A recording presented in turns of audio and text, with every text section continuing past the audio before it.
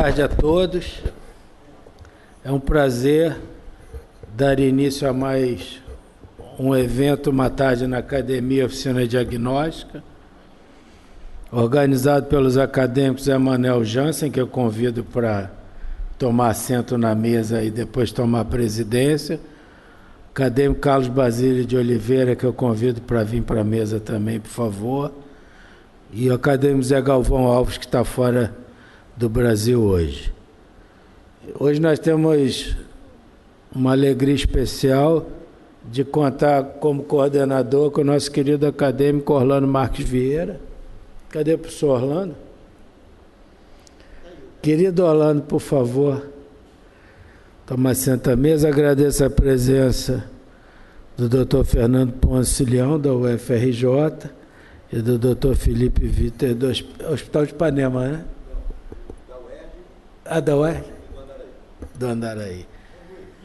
Então houve um equívoco aqui. Certamente a culpa foi minha, Fernando, desculpa. E eu já aproveito para me retirar aqui da cadeira de presidente para passar a cadeira para o meu querido Jansen, que está sentando muito nessa cadeira e está acostumando. Por favor, professor Jansen, pode assumir. E parabéns por mais essa iniciativa. Muito obrigado. Senta aqui, gente. Senta aqui.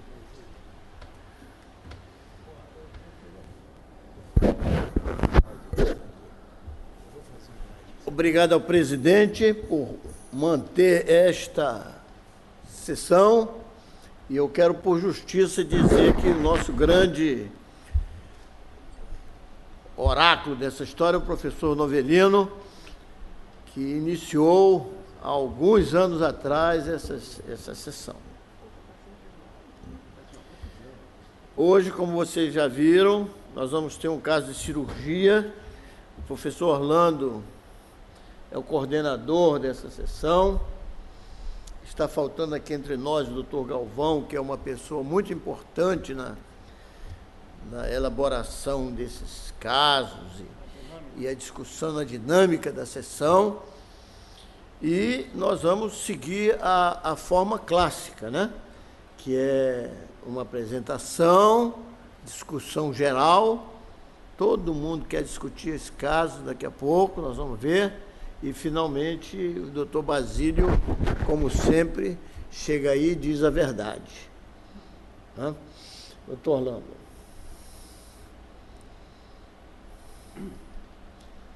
Senhor presidente, acho que não acendeu.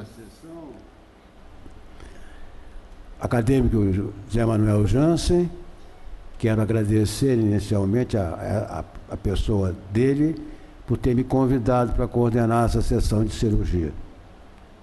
E podemos dar início. O caso, evidentemente, é um caso cirúrgico, um caso que foi trazido, operado, vocês vão verificar pela história, depois de uma longa história, operado de emergência e um aparelho ligado ao aparelho digestivo. E como relator, nós vamos ter, então, como já falou o Jansen, a forma clássica das sessões. Nós vamos ter o apresentador, que é o doutor Fernando Ponce Leão, que é residente, término da residente do Hospital Universitário Clementino Fraga Filho, fará a apresentação. Depois nós teremos um relato de discussão que vai ser feito pelo doutor Felipe Victor, que saiu como do Hospital de Ipanema, com todos os méritos do Hospital de Ipanema. Eu acho que ele andou por lá, lembraram, mas ele é do Hospital do Andaraí e da UERJ, atualmente. Quer dizer, peregrinou pelas partes cirúrgicas, é importante. Isso mostra que tem experiência.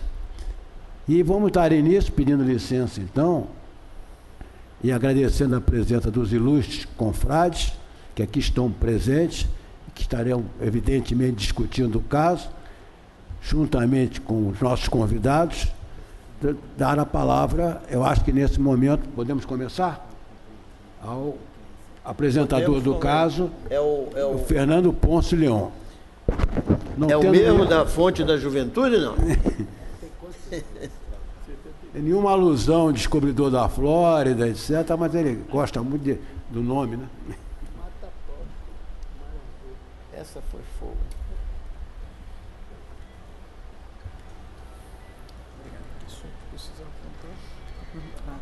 Qual o botão? Do meio. Ok. Uma boa tarde a todos. Inicialmente, eu gostaria de agradecer mais uma vez à academia a oportunidade de estar apresentando, representando a UFRJ e o Hospital Universitário Clementino Fraga Filho. Em especial, gostaria de agradecer ao professor Orlando mais uma vez o convite. E eu trouxe aqui para os senhores um caso clínico operado no nosso serviço de cirurgia geral. Inicialmente, a anamnese foi feita no dia 1º de novembro de 2015, MABS, 49 anos, negra, casada, do lar, natural de Nova Iguaçu e residente no Rio de Janeiro. A queixa principal dela era dor na barriga. A paciente refere início de dor abdominal em cólica em mesogastro, com eventual irradiação para flancos e fossa ilíaca direitas há cerca de 2 meses, com piora importante a 15 dias.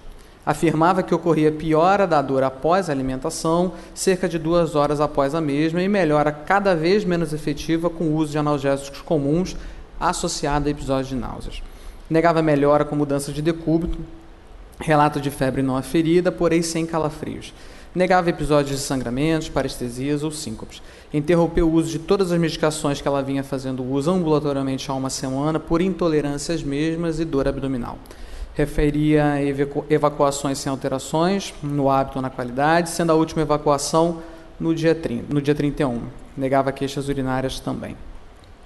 Ao exame físico, uma paciente lúcida e orientada no tempo e espaço, hipocorada uma cruz em 4, desidratada uma cruz em 4, acianótica, anictérica, bom enchimento capilar, a temperatura de 36,6, cooperativa, com 62 kg, medindo 1,56 m. O exame cardiovascular demonstrava apenas uma taquicardia e uma pressão de 86/64, saiu errado aqui, com a paciente no membro superior direito deitada.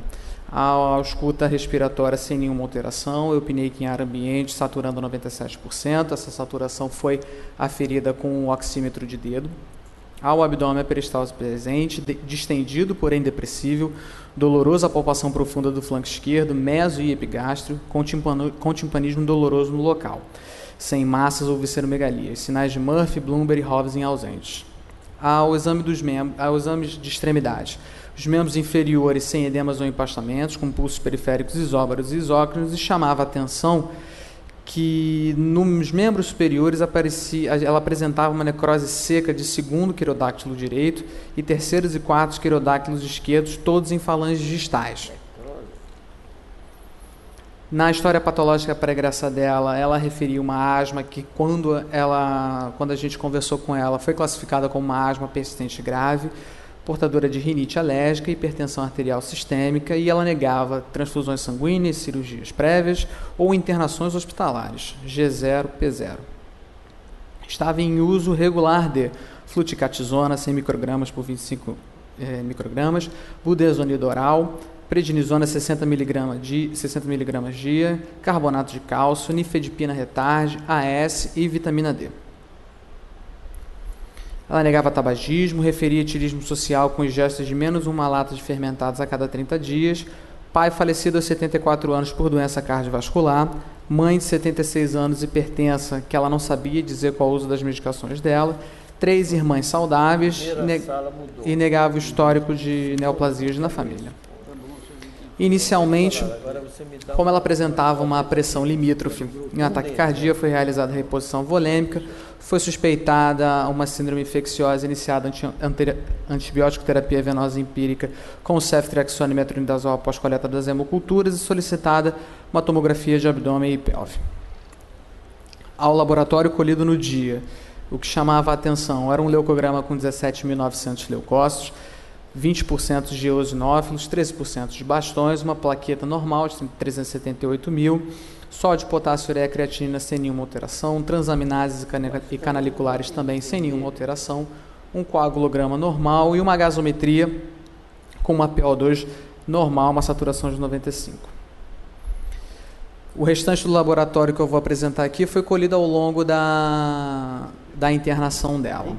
O que chamava a atenção, na verdade, era um VHS aumentado, de 54.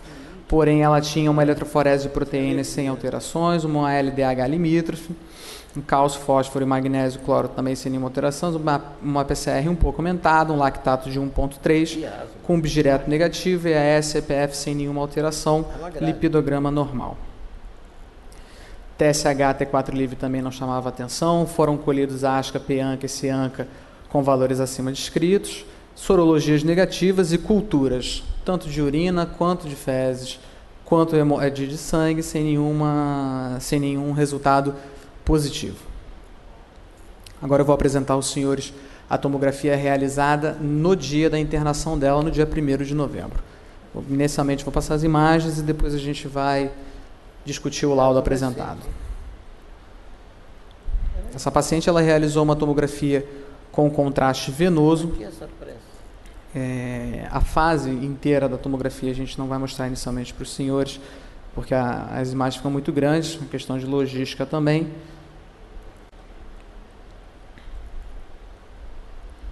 O que a gente percebe inicialmente era o fígado sem nenhuma alteração, o estômago um pouco distendido, mas nada muito florido. Inicia-se um borramento de gordura na altura das alças jejunais mais à esquerda, com realce de contorno da parede. Deixa eu só voltar um pouquinho, que eu achei o mouse aqui. Então, como vocês podem perceber, você tem essa área que chama a atenção na tomografia.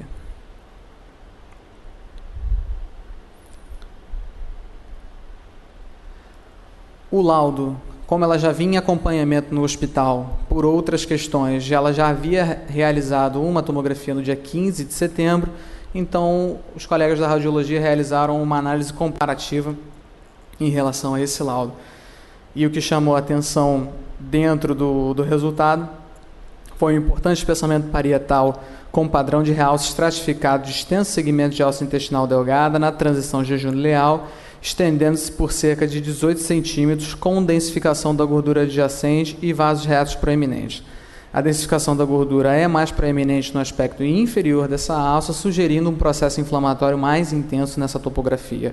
Não havia sinais de perfuração. Dentro do contexto clínico, considerar a possibilidade de vasculite. A impressão foi importante espessamento parietal de extenso segmento de alça intestinal delgada, com densificação da gordura, e o surgimento de múltiplos linfonodos e linfonodomegalias mesentéricas, que pode estar relacionado ao quadro inflamatório. Só para a gente conseguir organizar o raciocínio, eu trouxe para os senhores a tomografia de 15 de setembro, que mostrava para a gente linfonodos retoperitoneais, o maior paraórtico à esquerda, com 9 milímetros no menor eixo, e a impressão foi um discreto espessamento da alça intestinal delgada na transição jejum-ileal com mínima densificação da gordura adjacente. Ou seja, havia uma mudança do padrão da tomografia do dia 15 de setembro para agora, dia 1º de novembro, com a nova clínica apresentada. Devido a isso, depois de discussão do caso, foi realizada uma enterorressonância. A gente tem diversas fases, diversos cortes, trouxe aqui só alguns para ilustrar para os senhores. O borramento, na verdade, essa enterorressonância, ela foi realizada já com a paciente já feita antibiótico terapia, controle de analgesia e dieta zero, e o resultado foi, na verdade, uma corroboração do que a gente havia achado na tomografia. Um espessamento parietal de alça de intestino delgado, de aproximadamente na transição jejum-ileal, associada a hiperrealce mucoso, borramento da gordura adjacente, proeminência dos vasos retos e estreitamento da luz desse segmento, que se estende por aproximadamente 5 centímetros. A mínima distensão de alça montante com calibre de até 2,6 centímetros. Destacou-se também a existência de alteração inflamatória focal na gordura adjacente com realce pelo contraste, podendo representar fístula em fundo cego ou informação. Recomendável controle. Observam-se ainda múltiplas linfoadenomegalias mesentéricas em correspondência com a alça superiormente descrita e também raras linfoadenomegalias adjacentes à aorta. Do quadro agudo, foram realizados esses exames. Porém, como essa paciente já vinha em acompanhamento com o serviço tanto de clínica quanto de cirurgia geral, a gente achou importante reiterar exames complementares prévios a essa internação para a gente realizar o nosso exercício diagnóstico.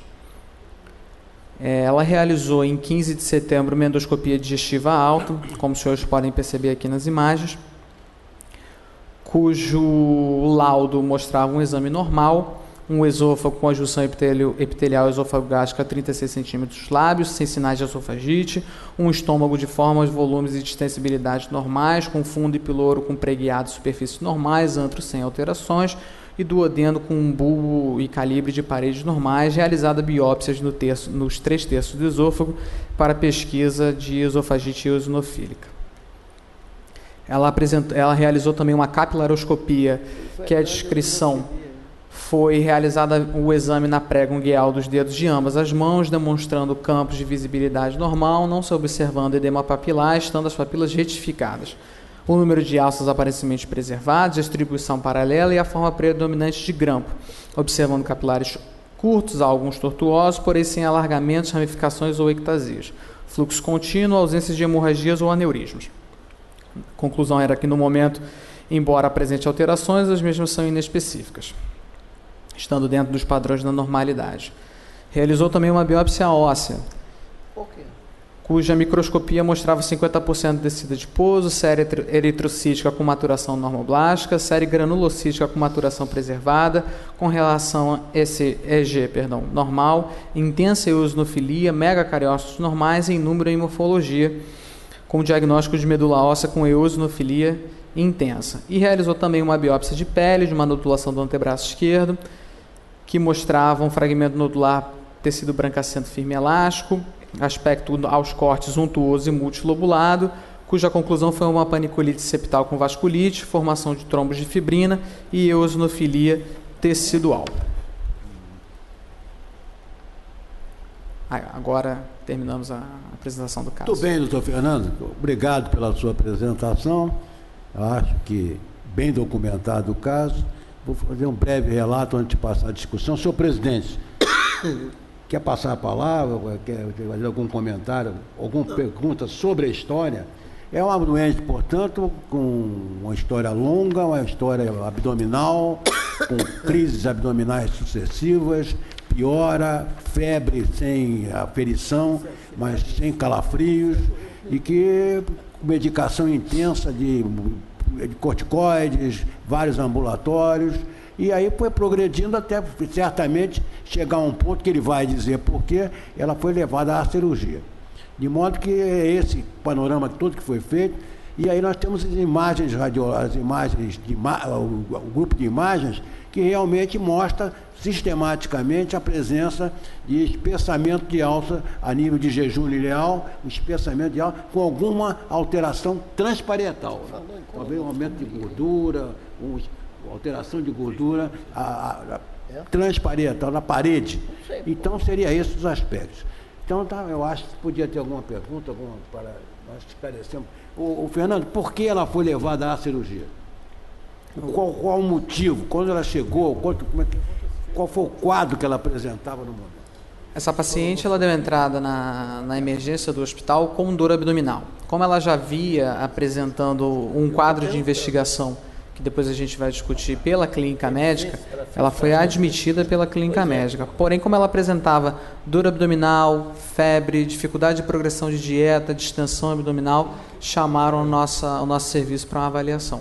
E aí foi quando a gente tomou conhecimento da paciente, realizou os exames e tomou as condutas. Tem uma pergunta aqui que já foi aventada pelo nosso presidente, perguntou se a doente tinha feito um exame protológico, uma colonoscopia. Não foi realizada a colonoscopia. Não foi realizada a colonoscopia. Eu não sei, eu não sei se está se tornando um vício, mas a colonoscopia está sendo usada à torta e à direita. Sim. Né? Você mostrou um caso que parece que é jejum ileal. Né? Eu lhe pergunto, até antes da discussão, você acha que seria indicado realizar a colonoscopia mesmo sem queixas colônicas e tal?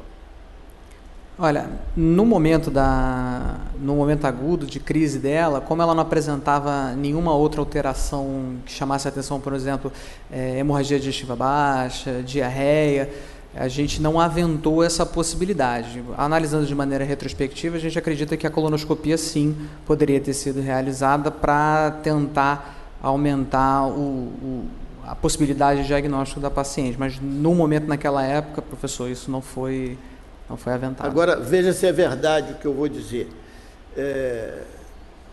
A mucosa do cólon, quando nós estamos frente a casos gerais, né, ela tem alguma semelhança ou alguma indicação de algo que possa estar acontecendo com a mucosa do intestino delgado? Com certeza, com certeza. Muito bem. Eu acho que nós poderíamos, nesse momento, passar para o... Eu acho que ele quer falar, né? Não, ele vai relatar, ele vai fazer a discussão do caso. Doutor Felipe Victor, que é do Hospital do Andaraí e da UERJ, vai apresentar, então, a discutir o caso que foi apresentado e levantar suas hipóteses diagnósticas. Depois nós colocaremos em discussão. A pergunta no momento era esclarecedora, precisava algum exame, algum esclarecimento sobre a evolução do caso. Os alunos têm alguma questão a levantar? Não? Ninguém. Então, com a palavra, doutor Felipe Victor. Boa tarde a todos. Primeiramente, gostaria de agradecer o convite aqui para discutir numa sessão clínica que sempre, sou saudoso da sessão clínica, que era quase sempre presidida pelo professor Orlando, enquanto acadêmico de medicina, depois como residente, depois como staff lá na UFRJ, e sempre traz o brilho da discussão. Gostaria também de agradecer aos acadêmicos presentes e os que não estão presentes também pela honra que me concederam ao permitir que a minha presença viesse aqui na aula de vocês. Eu gostaria de começar fazendo uma homenagem também ao professor Orlando, porque esse livro eu tenho na minha casa e no meu último dia de formação, no meu M8, eu fui lá e solicitei autógrafo ao professor Orlando, então eu ainda tenho na minha casa e guardado com muito carinho o livro que o professor Orlando editou e usou como base na minha formação acadêmica, que primeiramente eu li esse livro e posteriormente nós lemos outros livros de medicina, mas o livro de clínica cirúrgica lá da UFRJ, editado pelo professor Orlando, é sempre uma base de aprendizado para a gente. Muito bem, obrigado. Então, nesse caso, ele mostra bastante algumas nuances que nós temos que discutir, que é bastante florido na história clínica desse paciente. Então, eu vou ressaltar algumas queixas que me foi mostrado pelos mesmos slides, eu tive acesso somente às informações que foram mostradas aqui pelo Dr. Fernando, e uma coisa que ela queixa é dor na barriga, isso está escrito lá na queixa principal. Então, ela tem uma dor na barriga. E durante o exame físico, é uma cólica em mesogástrio. Então, esse é um dado importante, porque ela refere um quadro de cólica em mesogástrio como queixa principal, quando nós traduzimos para termos médicos. O mais interessante é que essa dor se acentua 2 horas após a alimentação. Então, ela já vinha há bastante tempo com essa dor, comia 2 horas após, ela já sabia que teria esse tipo de dor. E nos últimos 15 dias apresentou uma piora ainda mais acentuada. Estranho também o fato, mas porém dentro de uma síndrome plausível, sem alterações do hábito intestinal de uma forma geral. Ou seja, apesar da dor que ela sentia após a alimentação, ela sentia dor em mesogástrio. Toda vez que a gente vai pensar em intestino, nós temos sempre que lembrar um pouquinho da embriologia. Mas, embriologia com quadro clínico, por quê? Porque é importante nós sabermos a embriologia do intestino, para nós sabermos os intestinos primitivos, como é que eles são divididos, e a origem da dor. Então, quando nós dividimos a origem da dor nos intestinos primitivos, nós sabemos aonde que essa dor vai estar sendo gerada. Por exemplo, o intestino anterior, que o americano chama de foregut, ele vai dar uma dor somática, uma dor que vai se representar, vai ser referida como uma dor em região epigástrica. Quando é do intestino médio, essa dor vai estar em região mesogástrica, e quando for uma dor em intestino distal, seria posterior, seria uma uma dor referida inicialmente em intestino, em região hipogástrica. Então, uma paciente que tem dor em região mesogástrica, teoricamente, teria uma dor do intestino médio de formação embriológica, que vai da segunda porção do adenal até aproximadamente ao terço médio do cólon transverso, ou seja, abrangendo praticamente todo o delgado e parte do intestino grosso. Então, eu mais ou menos já localizei que essa dor, por probabilidade, se eu tivesse que chutar qualquer lugar, eu falaria que essa dor está no intestino delgado, porque é a área de maior segmento intestinal presente em mesogástrico. As exceções são feitas em doenças de cólon direito, especialmente, mais notadamente, e mais estudada por todos nós também, sem dúvida nenhuma, seriam os casos de apendicite aguda, que também originam com uma dor em região periumbilical mesogástrica. Posteriormente, passamos para o exame físico do paciente. O paciente, nos sinais vitais do paciente, mostra que essa paciente não está indo bem, ela está quase chocada, está taquicárdica com pressão baixa. Essa paciente necessita imperativamente de uma reposição volêmica, que foi muito bem feita. E temos que pensar por que ela precisa de uma reposição volêmica. Ou ela está desidratada, está lá nos sinais vitais também, que a paciente apresentava uma cruz em 4 cruzes de desidratação, ou associada a esse quadro de desidratação, ela apresenta alguma comorbidade, possivelmente uma comorbidade séptica, que poderia também estar agravando o caso clínico dela. Parte do exame físico abdominal, que eu achei bastante interessante. Percussão abdominal com dor. A percussão abdominal com dor eu costumo utilizar bastante como sucedâneo do famoso sinal de Bloomberg.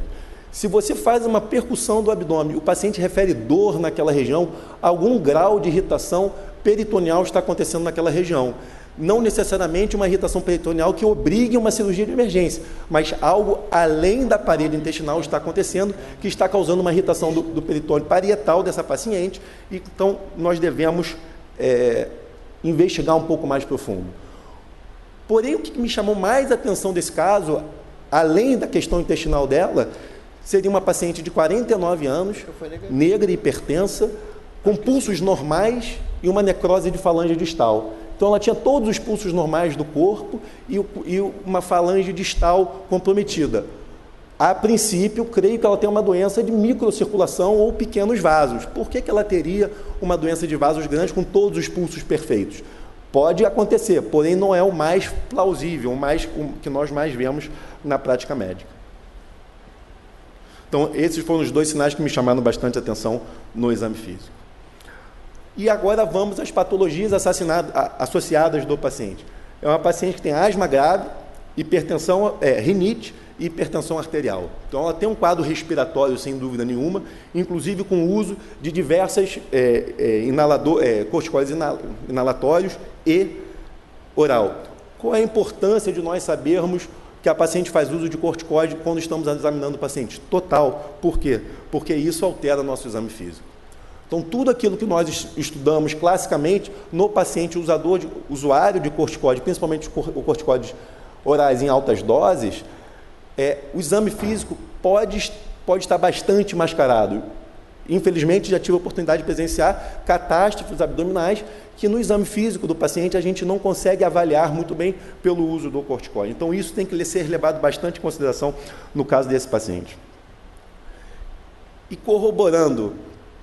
não corroborando, mas falando contra também uma doença aterosclerótica, uma doença que a gente pensa de vasos grandes, que é a mais tradicional, ver um pouco a doença aterosclerótica, o paciente nega tabagismo, que nós também costumamos ver nessas doenças da parede do vaso propriamente dito.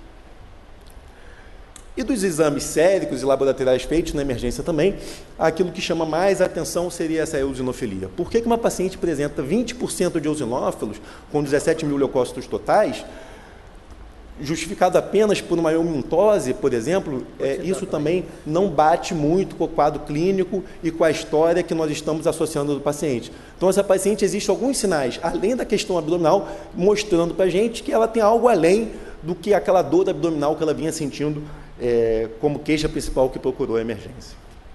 Então, vendo tudo isso, eu entro num diagnóstico sindrômico, que, chutando inicialmente por diagnóstico sindrômico e pela probabilidade de ser o maior local de acometimento, uma patologia de intestino delgado, com acometimento peritoneal, que me mostrou isso no exame físico, que piora com a alimentação, e uma complicação recente, porque ela fala que já tinha tinha esse quadro há bastante tempo, sendo que nos últimos 15 dias teve uma complicação recente. Será que é uma complicação infecciosa, uma perfuração, uma obstrução, alguma coisa assim que esteja acontecendo?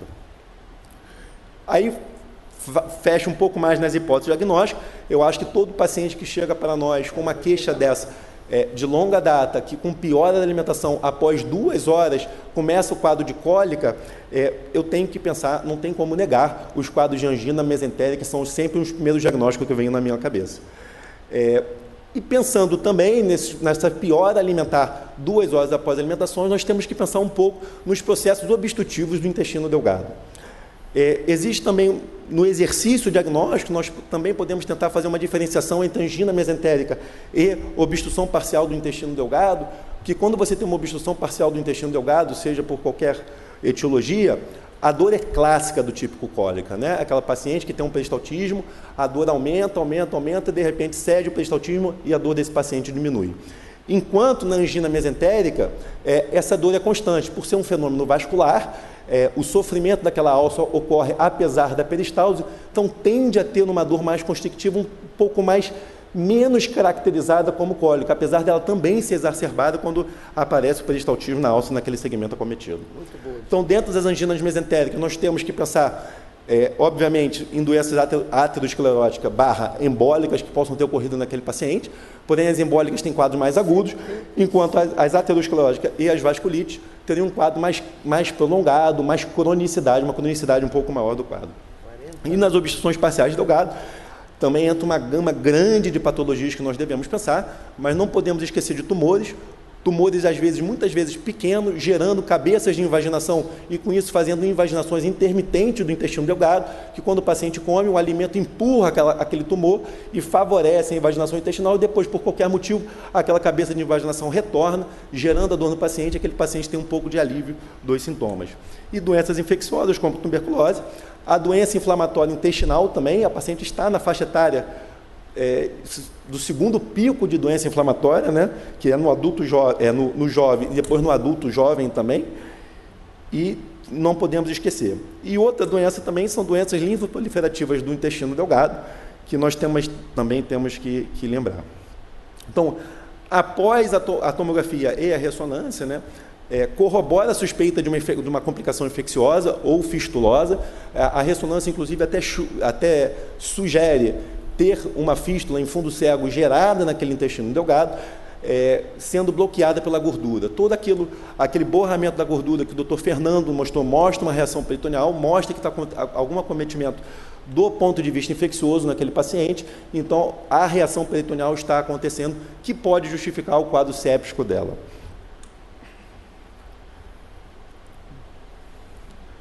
Após a ressonância. Então, aí sim a gente começa a tentar chegar aonde estaria esse diagnóstico etiológico. A tomografia e a ressonância já me deram com bastante grau de certeza que essa patologia está em um segmento mensurável do intestino delgado. Então, aquela hipótese diagnóstica inicial de doença do intestino delgado, ela entra, nós não podemos esquecer. Quanto aos tumores, normalmente os tumores, ou eles dão aquela imagem alvo característica quando o tumor não é visível, né? Então ele vai dar uma imagem alvo, que é bastante característica da intuscepção, ou é um tumor grande que você conseguiria ver esse tumor pelos exames endoscópicos. A doença inflamatória intestinal, causando uma obstrução, para mim falta um pouco na história clínica do paciente, sintomas prévios. O paciente que apresenta uma doença inflamatória intestinal, ele apresenta sintomas intestinais com emagrecimento, mucorreia, diarreias, é bastante variável a gama de apresentação. Não temos como descartar, eu acho, nesse início, porém, eu acho que tem pouco elemento que nos sugere a doença inflamatória intestinal nesse paciente, mas eu acho que não pode esquecer. Assim como a tuberculose também, você abrir o quadro de tuberculose intestinal já com um quadro obstrutivo intestinal, é um pouco falar demais. Você pode ter uma disseminação direta do intestino sem passar pelo pulmão, caso com alimentos contaminados ou semelhantes, mas mesmo assim, a predileção da tuberculose é em ilho terminal seco, é onde normalmente acontece, porém pode acontecer em outros sintomas, em outros locais do intestino delgado também, mas também falta um pouco de história clínica para abrir o quadro já direto com uma obstrução intestinal do ponto de vista dessa localização. E linfoma intestinal. Eu acho que linfoma, sem dúvida nenhuma, entra no quadro de diagnóstico diferencial nesses quadros, porque durante a tomografia nós podemos visualizar o intestino delgado, um respeitável segmento do intestino delgado com espessamento de parede. Então, toda vez que estamos diante de um paciente com espessamento da parede no intestino delgado com preservação da luz intestinal, espessamento apenas da parede com preservação da luz ou pequena diminuição da luz, a doença linfoproliferativa não tem como ser descartada. Eu acho que só vai ficar sendo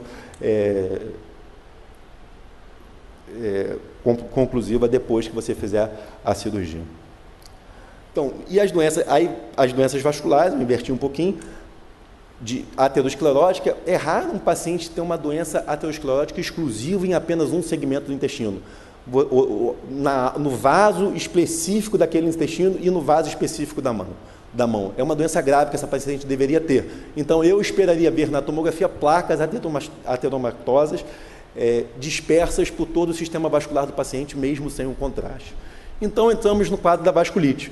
Por que eu estou insistindo no quadro da vasculite? Porque se nós pensarmos como unificação do diagnóstico, a vasculite talvez seja o único que nós conseguimos juntar todos os diagnósticos desse paciente. Você teria que fazer um diagnóstico para a mão dessa paciente, um outro diagnóstico para a eosinofilia periférica e eosinofilia tecidual dessa paciente, e um terceiro diagnóstico para o intestino delgado. Então, eu acho que ficaria muitos diagnósticos para um mesmo paciente, enquanto a vasculite pode ter um pouco, reunir todas essas questões no mesmo paciente. Dentro das vasculites possíveis, existe a polangite granulomatosa eosinofílica, que é a vasculite de Churg-Strauss. Ela é caracterizada porque ela vem da tríade alérgica, né? É o paciente que asma grave, tem rinite e tem uma questão, uma eosinofilia periférica. Então, essa seria a tríade alérgica que entraria na doença de Churg-Strauss. A doença de Churg-Strauss, ela tem inicialmente uma fase prodrômica, que acontece na segunda ou terceira década de vida, que são sintomas completamente inespecíficos. Depois vem a fase eosinofílica, que o diagnóstico seria feito através de biópsia pulmonar, e você faria uma biópsia pulmonar, que seria o primeiro órgão afetado por essa doença, com infiltrados eosinofílicos no pulmão dessa paciente. E a terceira fase seria a fase vascular, que essa paciente estaria assim, acometendo, onde você vê acometimentos de pequenos e médios vasos. Então, acredito eu que essa paciente apresenta uma vasculite de Churg-Strauss em fase vascular, acometendo vasos tanto da mão quanto do intestino dessa paciente. Então, só para relembrar, a asma é presente em 90% dos casos, então essa paciente tem asma. 48% também apresenta algum acometimento de via aérea superior ou da orelha interna e externa. Tem nódulos cutâneos, essa paciente possuía nódulos cutâneos, e a gastroenterite eosinofílica coincide com a fase vascular, ou seja, todos os elementos estão presentes nessa paciente para eu conseguir, talvez, fechar o diagnóstico de vasculite de Churg-Strauss. No meu caso eu estivesse atendendo essa paciente, eu sei que eu tive a calma da minha casa para elaborar esse tipo de apresentação, porém, eu acho que também a laparotomia se faz necessária nesse caso. Por que se faz necessário? Primeiro, para fechar o diagnóstico. Essa paciente não tem um diagnóstico fechado, você deveria definir esse diagnóstico da patologia intestinal. Além disso, controle do quadro séptico abdominal que essa paciente possivelmente tem. Eu não estou examinando a paciente, mas é uma paciente que está hipotensa, com reposição volêmica um pouco melhorada e necessitando de antibiótico. Ela melhorou com o uso de antibiótico, então possivelmente ela tem. E evitar, às vezes, quando você se espera muito, no caso, complicações abdominais que muitas vezes são temerosas. Então, esse é meu pensamento sobre esse caso, essa seria a conduta que eu adotaria nesse caso, e eu gostaria de agradecer e abrir a discussão para todos nós. Muito bem. Muito bem, doutor Felipe Victor, discutiu muito bem. Eu vou passar a palavra ao presidente, antes de nós ouvirmos o homem que tem a verdade, que é o nosso professor acadêmico Basílio, mas, professor Jansen. Antes de abrir a discussão ampla, eu queria destacar a qualidade da discussão do caso. Ele não deu uma de cirurgião, abre e vamos lá. Ele fez a discussão do caso. Antes de abrir, ele já tem a perfeita previsão do caminho que tem que seguir. É claro que tem que abrir. né? Mas abrir com segurança a respeito do que está enfrentando e do que espera encontrar e da revisão geral. Gostei muito no final quando ele disse: vamos unificar o diagnóstico. Também é outro problema do clínico, né? Que enfrenta um caso difícil, orgânico, né? Que encontra alterações aqui, ali, acolá e tal, tem que unificar o diagnóstico, ou tentar unificar o diagnóstico, né? Foi tudo muito bem conduzido.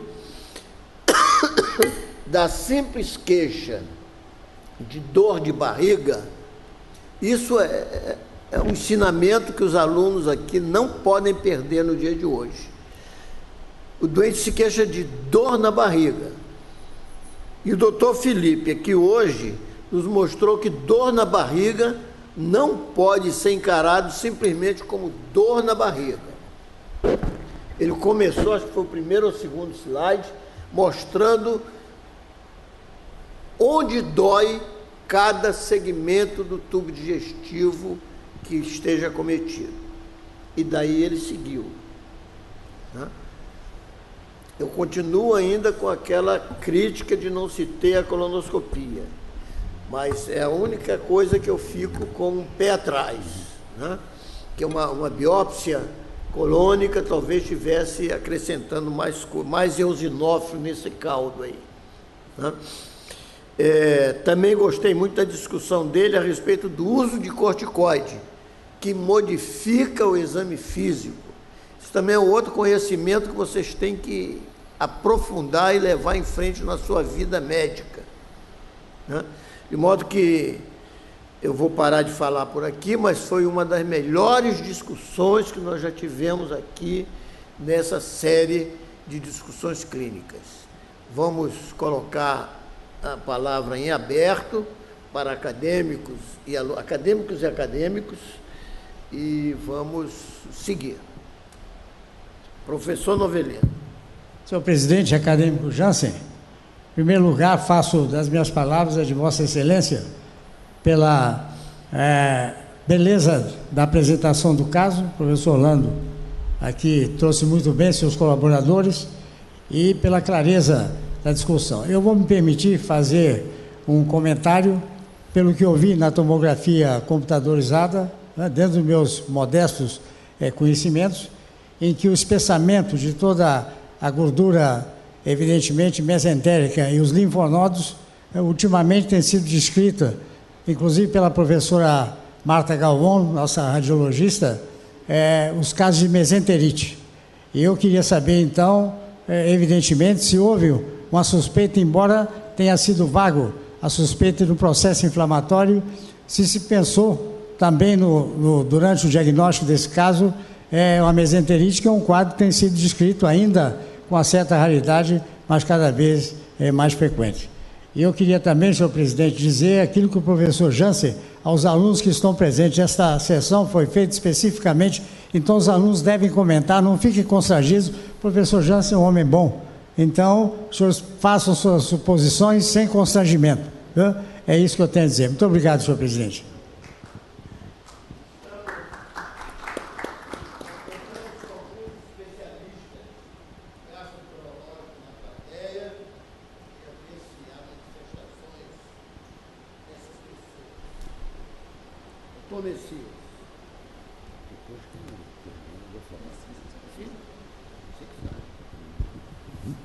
Senhor presidente da sessão e da academia, presentes todos, você, quando fez esse comentário olhando para mim, estava quase dizendo assim: Messias, pega o telefone e fala alguma coisa.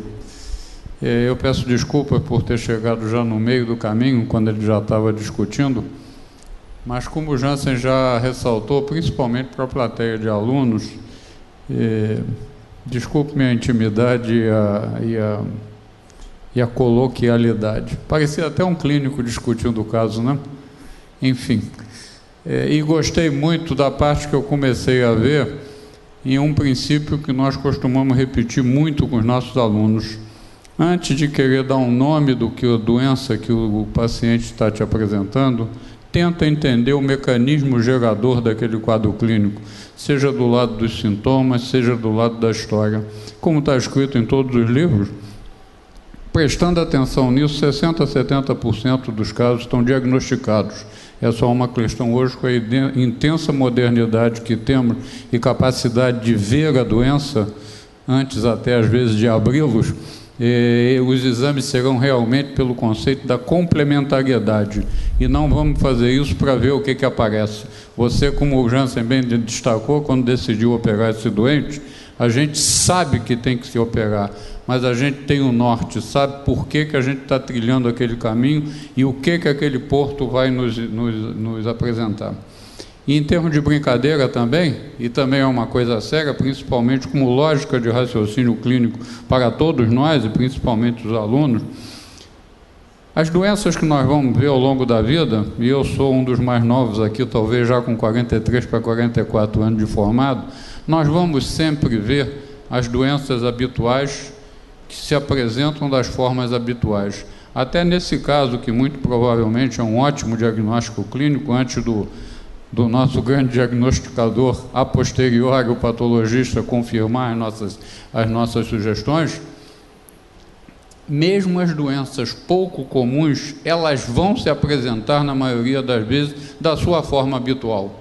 E quando você vê essa tríade, num diapositivo inicial com asma, doença microvascular, eosinofilia, a primeira coisa que vem na cabeça é essas eosinofílicas, e Churg-Strauss, com essa manifestação sistêmica, se torna a mais provável. Eu costumo até dizer para os alunos, com 43 anos de formado, me poupe de eu fazer o diagnóstico de uma doença rara pelas suas manifestações atípicas. Provavelmente eu vou estar errado. Parabéns pela parte que eu vi, e eu imagino, pelo comentário do Jansen, o brilhantismo que foi dessa discussão. Obrigado.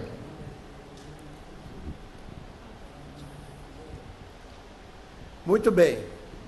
Doutor Omar da Rosa Santos.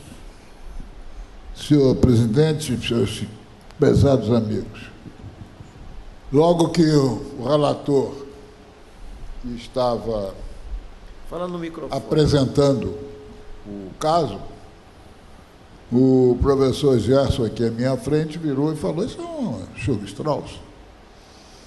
E depois o debatedor andou pelo mesmo caminho. Eu me lembrei de uma figura que me marcou a coisa de uns 20, 30 anos atrás, na classificação do Dr. Anthony Fauci, F-A-U-C-I, que, a propósito das vasculites, a propósito dos granulomas, ele fez um verdadeiro leque em que o indivíduo sai de uma doença granulomatosa, a primeira delas é o granuloma letal de linha média, e vai caminhando pelo lado dos granulomas, ele chega no granulomatose de Wegener, depois vai caminhando e entra pela granulomatose linfomatoide, que é uma outra possibilidade, o professor Jansen sabe a que eu estou me referindo, e vai caminhando e entra na forma microscópica da poliarterite nodosa, que também caracteriza por eosinofilia, etc., e alguns outros dados. Mas, se formos caminhando para adiante, para outra ponta do leque, vamos entrar nos granulomas linfóides e nos linfomas, o que poderia justificar, talvez, numa dessas enfermidades, ou Churg-Strauss, ou forma microscópica de poliarterite nodosa, ou talvez, eventualmente, alguma transformação linfomatosa que possa, talvez, não sei, ser encontrada na laparotomia exploradora. Muito obrigado. Ainda em discussão, o professor Mário Barreto. Chegou atrasado. Professor Gerson. Gerson Canedo Magalhães. Ele não ouve. Não? Você mesmo, Gerson. Muito bem, agora os alunos, que são a parte principal. Espera um instantinho só.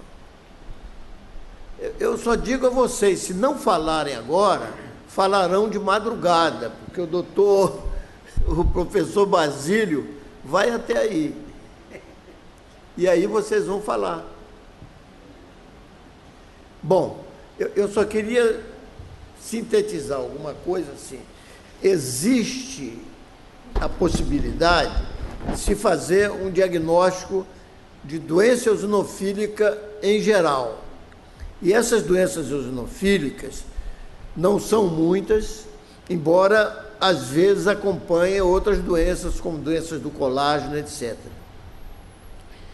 Além da doença de Churg-Strauss, uma outra muito importante é a granulomatose de Wegener, que acho que nesse caso não está configurada.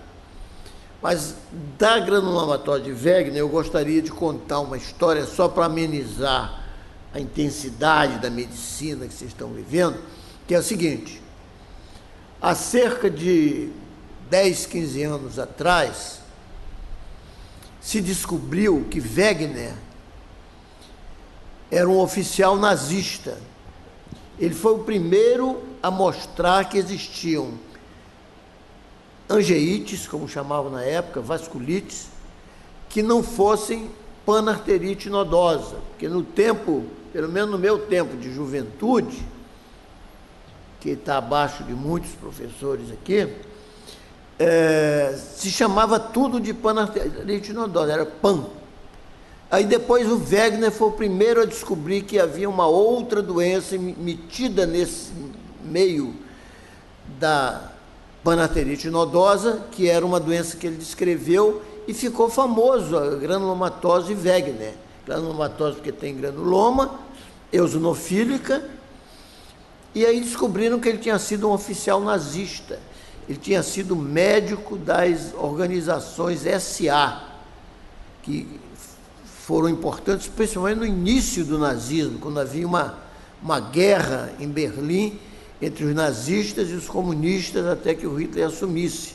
E aí ele continuou nas SA, chegou ao posto de tenente-coronel, e ninguém sabia, porque ele foi preso pelos americanos, ficou lá na moita, igual alguns deputados aqui entre nós, ficou na moita, e depois saiu e não falou mais do assunto e ficou famoso, porque a granulomatose de Wegener era uma coisa famosa. Há pouco tempo, ele ganhou um grande prêmio americano, que era o professor de mestre, era o título de mestre, dado pela Associação Americana de Tórax, e depois 2 médicos relacionados à granulomatose de Wegener, um reumatologista e um nefrologista, foram fazer o levantamento da vida do Wegener e viram que ele tinha participado daquelas coisas. E aí propuseram, primeiro, tirar o nome de Wegener, segundo, mudar o nome e tirar aquele prêmio que ele tinha ganho de mestre em doenças do tórax. Agora, eu vou passar a palavra ao professor Orlando, que tem conclusões seríssimas a nos... Não, antes de você falar, nós temos um candidato à academia.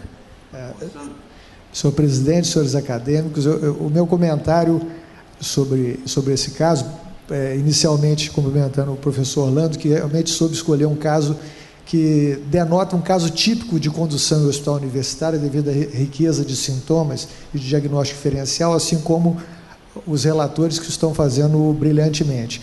Esse caso, a princípio, com uma doente que apresenta sintomas relacionados a uma possível doença inflamatória com alterações já de quadro embólico em pododáctilos, inicialmente eu imaginei um quadro de origem vascular, não podendo afastar a doença inflamatória intestinal. O comentário que eu queria fazer é que casos desse tipo, não só a colonoscopia é um exame inicial até para afastar a doença inflamatória, doença de Crohn, retocolite ulcerativa, como também pode ser usado a cápsula endoscópica, que seria um método diagnóstico que poderia afastar alguns outros diagnósticos diferenciais, como tumores do jejum, né? E uma coisa que me chamou a atenção também é que na biópsia de pele, tal a riqueza de sintomas e de intensidade da principal hipótese diagnóstica, que é o Churg-Strauss, não foi evidenciado granuloma de Churg-Strauss a princípio, na biópsia das lesões maculopapulares, né? É o que me chamou a atenção nesse caso inicialmente. Obrigado, bem, agora o professor Orlando. Senhor presidente, eu queria, evidentemente, não posso deixar de cumprimentar os relatores e o apresentador pelo caso, mas fazer um breve comentário que vai servir de aviso, alerta para nós o acompanhamento desse tipo de caso. Certamente essa doente tem ela tem um quadro florido. Esse diagnóstico inicial, fora de dúvida, dentro do hospital universitário, deve ter sido passado com toda certeza que o diagnóstico inicial foi uma doença inflamatória intestinal. Bem provável que tenha sido isso. Apesar dos sintomas não estarem não havia grande sintomatologia intestinal. Mas, pela idade, o Crohn, por exemplo, começando nos teenagers, mas podendo começar nessa fase também, e uma patologia de Delgado exuberante, como ela apresentava, deve ter sido levantada essa hipótese com uma possibilidade muito forte. E como tem um ambulatório de Crohn no Fundão, é um ambulatório de grande experiência, certamente deve ter passado por lá, deve ter sido levantada essa hipótese diagnóstica como diagnóstico diferencial. De modo que outros aspectos, então o quadro tem muitas coisas.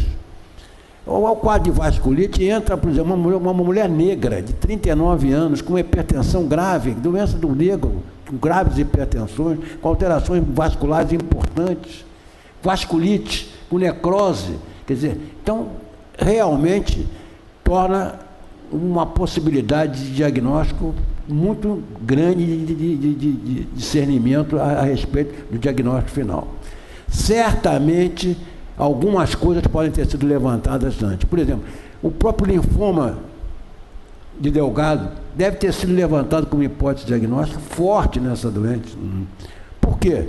Porque o linfoma de Delgado é um tumor, dentro dos tumores de Delgado, com certa frequência.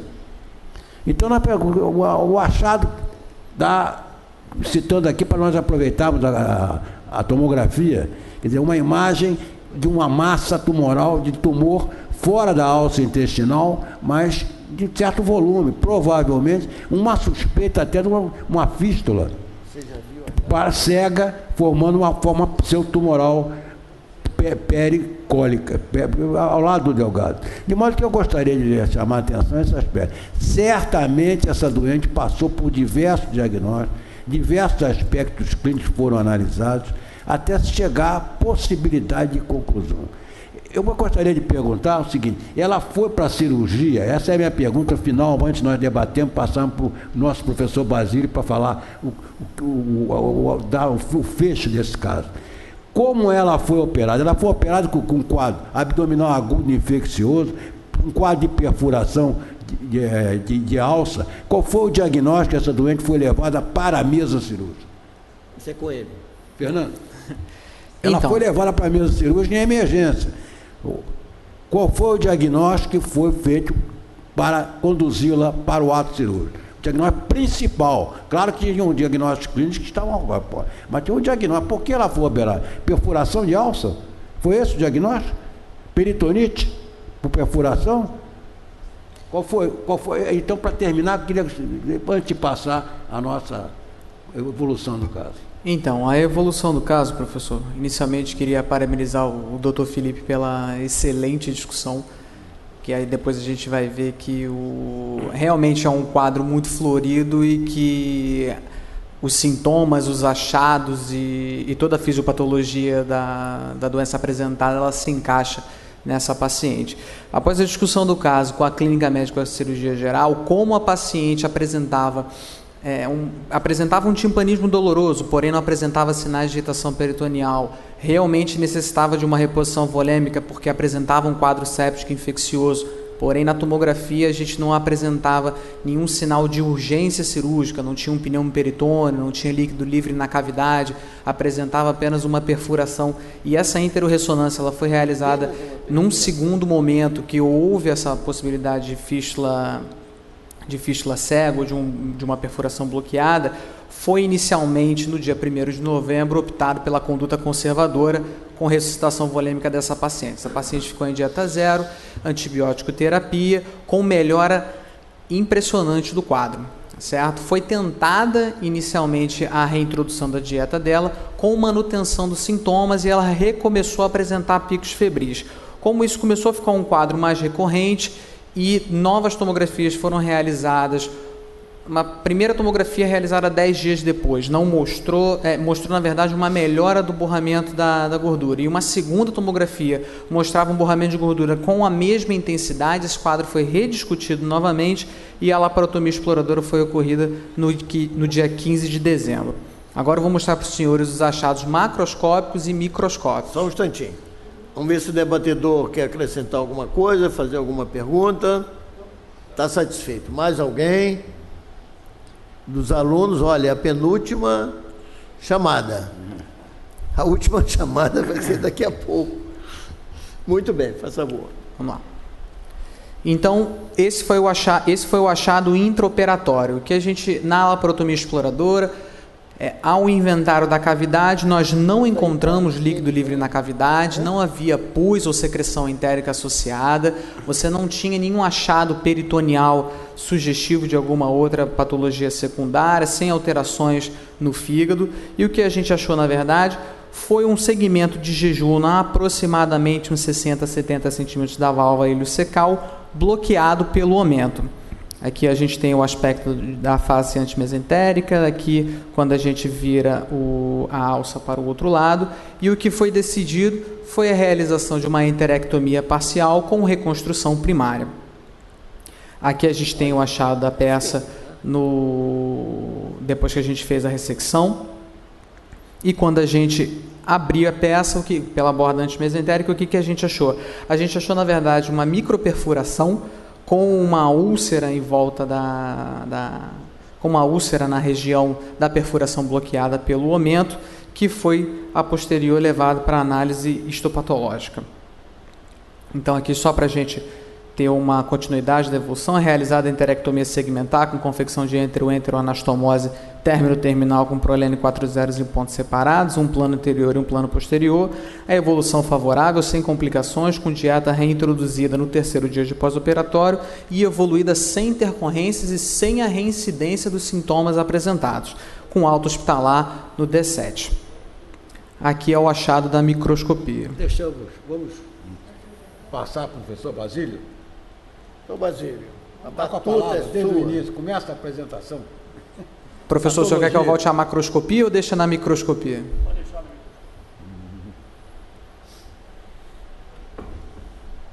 Um homem que fala. Microfone para o doutor Basílio.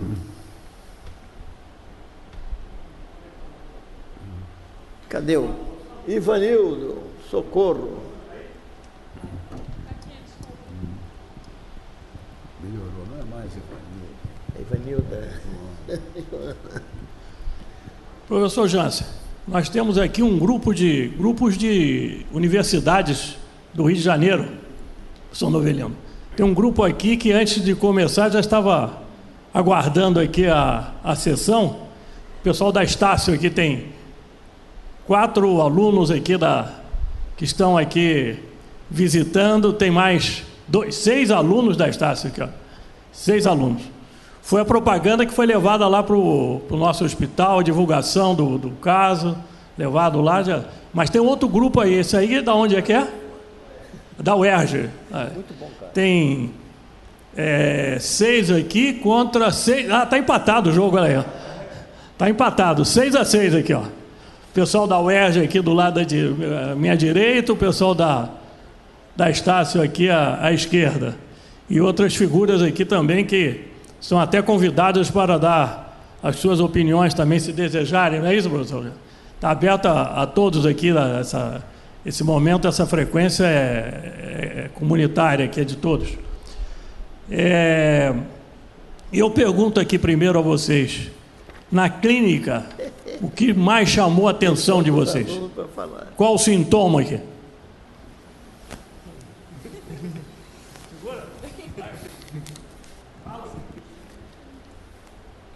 Não, teve a questão toda já falada pelos palestrantes, pelos comentaristas, né, da questão das vasculites, né?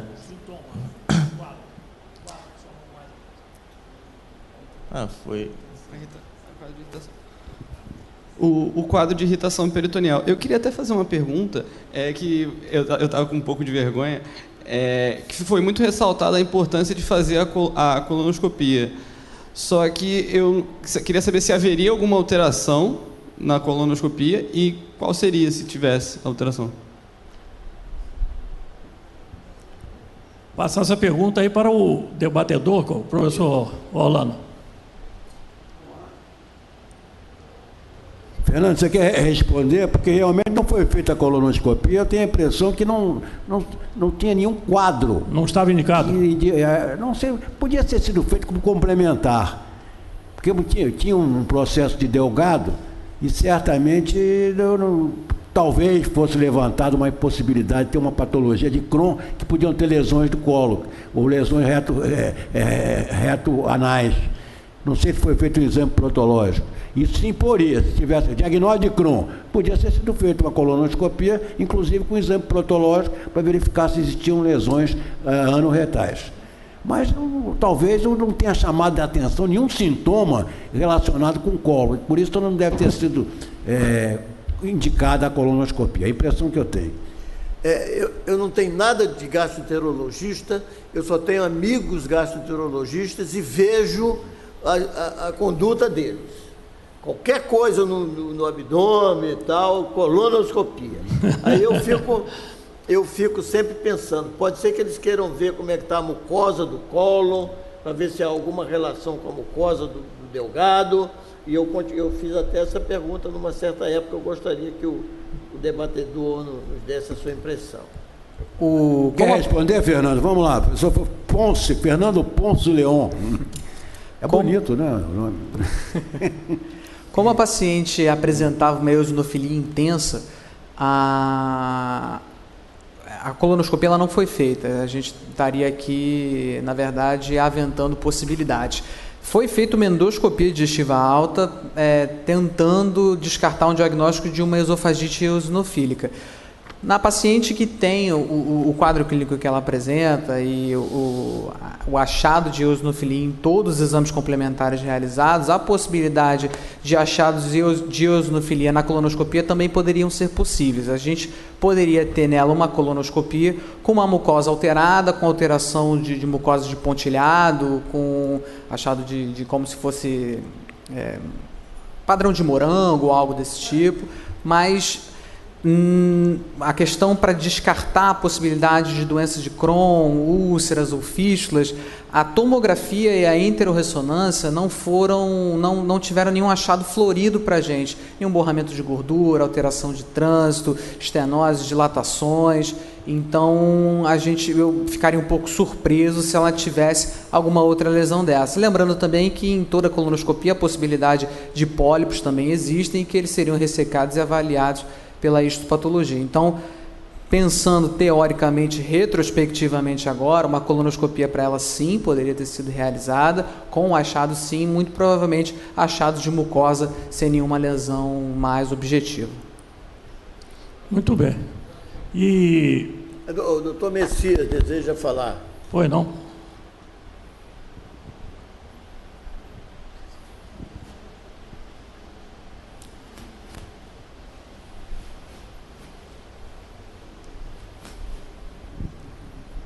Estimulado um pouco por essa questão da colonoscopia, Voltaire já nos ensinava que a insegurança ou a dúvida é uma situação desagradável. mas as certezas são absolutamente ridículas. E eu vou falar de umas pequenas certezas práticas. Talvez uma das piores indicações para se fazer uma colonoscopia, por exemplo, é dor abdominal. Geralmente o exame não acrescenta absolutamente nada. Mais ainda, numa situação como eu peguei já no caminho, né? Mas me deu a impressão que ela poderia ter um quadro meio sugestivo de uma suboclusão intestinal, claramente, pelo que eu ouvi na discussão, em intestino médio, vamos chamar assim, né? Não é a terra-média, mas no intestino médio, e que ele não seria alcançado de nenhuma maneira por um exame endoscópico, seja por alto ou por baixo.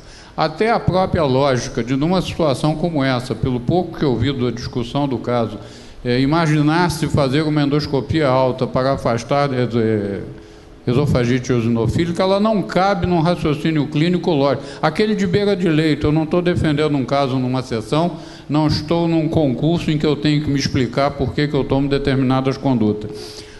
Clinicamente, na beira do leito, você faz a endoscopia para fazer um diagnóstico de esofagite eosinofílica por disfagia, o doente que de vez em quando entala. Este é o sintoma cardial, que não parece ser, eu não peguei a apresentação do caso. Então, apenas reforçando um pouco os conceitos que eu emiti na primeira intervenção, ao pedir exame, você tem que saber o que você quer encontrar, e não vamos fazer um exame para ver se aparece alguma coisa. No caso, até pela doença inflamatória, no pouco que eu percebi da lógica total desse caso, uma enterorressonância ou uma enterotomografia, por exemplo, ele daria a informação se valeria a pena insistir nesse caminho ou não, porque dificilmente uma doença inflamatória intestinal com essa magnitude clínica não teria uma enterorressonância com aqueles dados absolutamente objetivos que suspeitam bastante dessa possibilidade. É só um comentário complementar, muito mais sobre a lógica prática de como se elabora um raciocínio clínico para pedir exames a partir do teu raciocínio e não abrir um leque geral de exames, primeiro para se defender de um possível erro e que tenha consequências judiciais, ou outra para dizer assim, não, eu fiz tudo e não deu nada. É só um comentário, obrigado. Sem ser uma certeza. Só um comentário. Muito bem. Bom, nós estamos vendo na tela da projeção lá principal uma mucosa intestinal com infiltrado na lâmina própria de umas células que apresentam um citoplasma um pouco avermelhado. Pelo menos, não sei se tem um outro aumento, porque sinceramente eu não estou sabendo das imagens, eu estou vendo a mesma coisa conforme está sendo discutido e apresentado para vocês. Tem outra imagem aí que possa aproximar essa? Infelizmente não, professor, a gente só tem essa microscopia. Mas eu chegando mais de perto, quer dizer, eu na vez da fotografia chegar de perto, eu que estou chegando mais de perto, então podemos garantir que essas células aí são eosinófilos. São eosinófilos. E esses maciços que se apresentam principalmente à direita, à esquerda ainda tem um edema, né, que levanta um pouquinho a mucosa, mas à direita todo o córion está tomado ali por eosinófilos. Então, se isso é uma biópsia de intestino delgado, não é isso aí apresentado? É uma lâmina do fragmento da macroscopia apresentada. Apresentada, da área que tinha apresentado, a ulceração, a perfuração, a microperfuração. Então, nós podemos dizer que este diagnóstico aí, que está focalizado, é de uma enterite eosinofílica.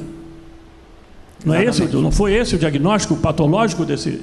Exatamente. É uma enterite eosinofílica, não é? Portanto, uma enterite aí alérgica, como também é chamado, né? Com uma riqueza que aí teria que fazer a contagem de eosinófilos. Ele tem que ter aí, para poder caracterizar essa condição, mais de 20 eosinófilos por campo de grande aumento. Campo de grande aumento nós teríamos que ver aí em 400 vezes de aumento. Essa aí não tem 400 vezes, mas dá o panorama do quadro microscópico. Você tem outra imagem para ser apresentada? Só as da macroscopia, professor. Não, da microscopia. Então, o quadro da semi-oclusão com perfuração. Na verdade, posso concluir, professor? Pode. Posso?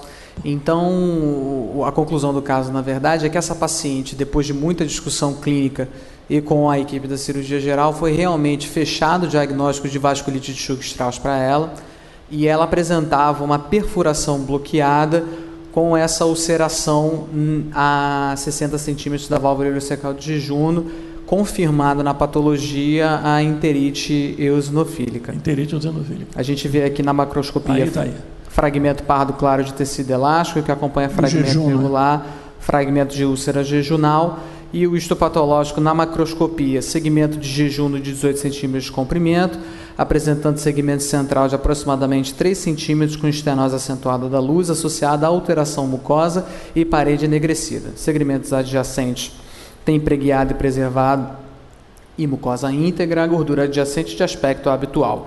O diagnóstico foi o segmento de jejum com área de infarto em organização, com ulceração mucosa e fibrose da parede, substituindo a muscular, resultando em estenose acentuada da luz intestinal. Presença de vasculite em capilares e arteríolas da parede e do mesentério, com infiltrado neutrofílico e eosinofílico em várias fases evolutivas, de trombos recentes a recanalizações.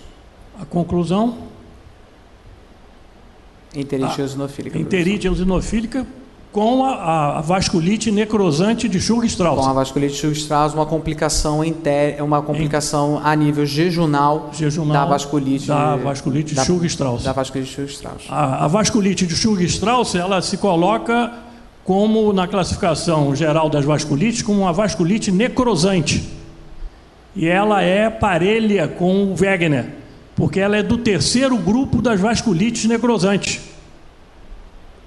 Quer dizer, apresenta a necrose da parede e o granuloma junto do vaso, próximo do vaso. Por exemplo, a arterite temporal, o granuloma está na parede do vaso.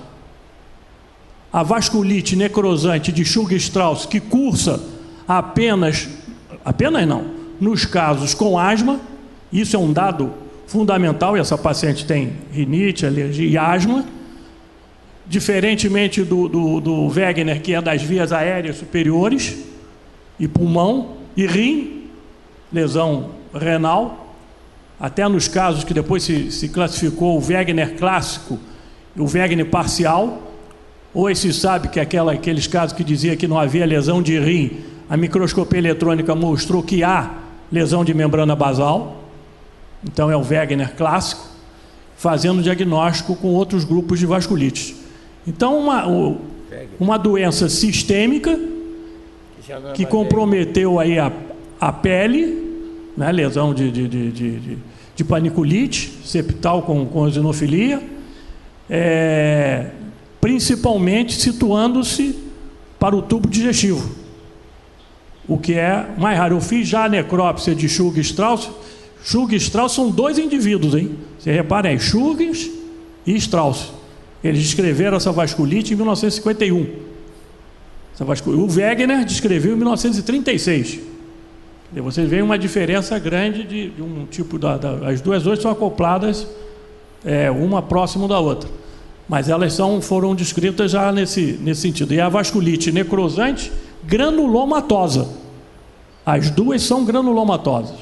Então tem formação de vasculite granulomatosa de Churg-Strauss, com um acometimento mais intestinal.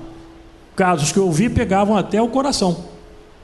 Vasculite com lesão cardíaca e insuficiência cardíaca gravíssima. É realmente um caso raro, porque você vê que a alergia não tinha lesão de esôfago, não tinha esofagite eosinofílica, não tinha esses quadros todos, mas situou-se no tubo digestivo lá. E a doença sistêmica da vasculite necrosante de Churg-Strauss. Tem mais alguma documentação? Mais alguma coisa? Não, de minha parte esgotou-se tudo. Então fecha-se o diagnóstico com esse caso. E eu queria registrar, o presidente fez até um documentário, pediu que eu passasse esse documento, que é um caso de enterite eosinofílica que foi apresentado aqui na Academia Nacional de Medicina em 1975. Esse caso foi apresentado pelo meu mestre, Francisco Fialho. É uma homenagem que eu presto a ele nesse momento. Ele foi apresentado aqui numa sessão da Academia em 1974 e publicado em 75, enterite eosinofílica.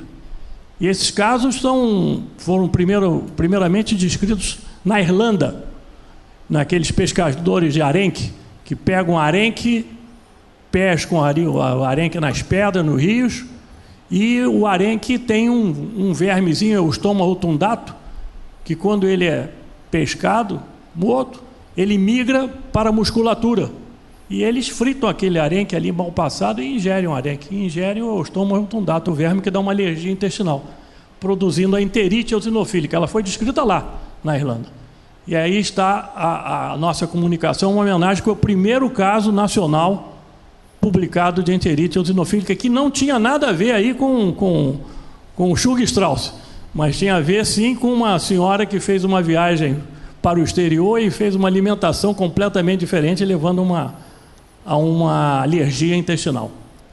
Então, essa é a contribuição aqui da patologia nesse momento.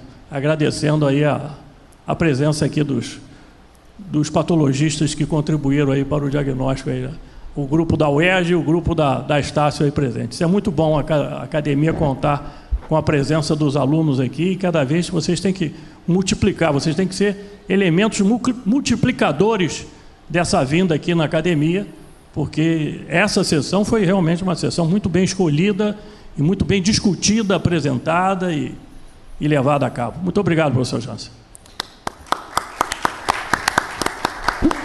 Eu só queria destacar que esse artigo que o doutor Basílio mostrou está aqui no subtítulo, doutor Basílio de Oliveira, auxiliar de ensino há 40 anos.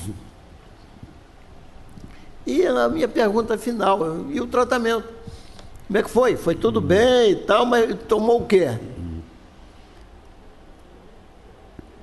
Não, a pergunta que ele quer dizer é o seguinte: a cirurgia acabou, deram alta para doente, não precisa voltar mais, como é que ficou isso?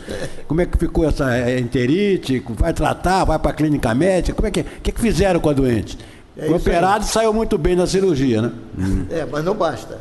A evolução aguda da paciente, ela recebeu alta no 7º dia, com dieta normal, e tomou o quê? Sem nenhum recrudescimento dos sintomas. Ela foi com sintomáticos para casa. Em relação à patologia de base dela, ela continua em acompanhamento com a clínica médica e com a pneumologia, com a manutenção das medicações, tanto o corticoide inalatório quanto do corticoide oral. A gente não diminuiu a prednisona dela. Ela teve seguimento no ambulatório com 30, 60 e 180 dias, recebendo alta após.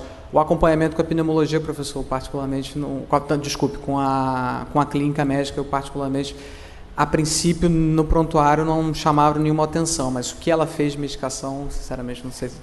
São duas perguntas. A primeira, ela tinha uma infecção intestinal e tal, como é que ficou essa história? Ela fez o tratamento com ceftriaxona e metronidazol e respondeu bem. Ela operou dia 15 de dezembro sem antibiótico terapia venosa. Sem infecção. E a outra é a doença eosinofílica, porque, na verdade, nós estamos discutindo tudo, dor abdominal e tal, mas ela tem uma doença eosinofílica que precisa ser tratada, e isso aí é corticoide. Ela continua... Aí você não sabe a sequência. A princípio, ela continua a corticoterapia oral, professor. A última vez que eu a vi foi com 6 meses pós-operatório, mantendo 60 mg de prednisona. 60 miligramas? 60, é uma dose alta, né? Sim, por causa da asma dela. 6 meses depois? 6 meses depois, mas sem nenhum sintoma abdominal a princípio. A gente explicou para ela que poderia acontecer novos episódios, afinal de contas, ela nunca estaria livre da possibilidade de um novo acontecimento, de uma nova enterite eosinofílica. Ela tem uma asma grave, né? Mas sim, 60 miligramas 6 meses depois é algo que precisa ser revisto. Sim, sem dúvida, mas da nossa parte, a princípio, a gente não... Eu sei, não tem a nossa parte. Sim. Não é? O doutor Orlando sempre ensina isso, não tem a nossa parte. Né? Tem a parte do doente. Muito bem, alguém mais quer se manifestar? Podemos. Professor Orlando. Eu quero agradecer mais uma vez a oportunidade de o convite que o Zé Manuel, o acadêmico Jansen, me faz para procurar trazer os casos aqui do Hospital Universitário Clementino Fraga Filho e certamente pessoas que já colaboraram, trabalharam no Hospital Clementino Fraga Filho e o outro continua trabalhando lá, acabando a sua residência e certamente continuará ou não, é uma interrogação, mas formados lá e com uma formação cirúrgica das melhores que tem demonstrado pelas as suas atuações e realmente pelo que tem representado na nossa cirurgia. Eu gostaria de agradecer e falar mais uma coisa que eu sempre falo aqui para o Jansen. O Jansen não acredita que a sessão de cirurgia, ele fica meio temerário. Quando ele escolhe uma sessão de cirurgia, eu sempre vejo que ele tem receio com o caso, ele tem medo. Será que esse caso vai ser bom? Será que ele vai... cirurgiões Foi muito bom. Não sei, ele tem sempre esse receio. E eu só tenho uma defesa. Me preparar muito para vir aqui, para não dar a mínima chance ao Jansen de ter qualquer tipo de reclamação. Muito obrigado, viu, Jansen? E essas sessões continuam com esse brilhantismo, com essa presença, pela sua atuação sempre compreensiva e sempre procurando fazer as sessões e fazer a programação. Se não tiver esse tipo de indivíduo, as sessões não saem. Eu passarei a mão, então, nesse momento, ao nosso relator, Fernando Ponce Leon, o nosso apresentador, na qualidade de apresentador do caso clínico, a nossa sessão já clássica de uma tarde na academia. Muito obrigado, parabéns pela sua apresentação. E ao doutor Felipe Victor, debatedor do caso, e os dois fizeram excelentes apresentações que certamente deram oportunidade a que o caso se desenvolvesse muito bem. E eu vou guardar meu diploma, mais um diploma como uma recordação. Muito bem, então estamos encerrados. E tem que falar do doutor Basílio aqui, que sempre fala, né? Primeiro caso do Brasil, Júlio Strauss está mostrado aqui, isso em 1975, quando ele era auxiliar de ensino. Era auxiliar de ensino? Muito bem, parabéns. Obrigado. Muito bem, está encerrada a sessão. Obrigado.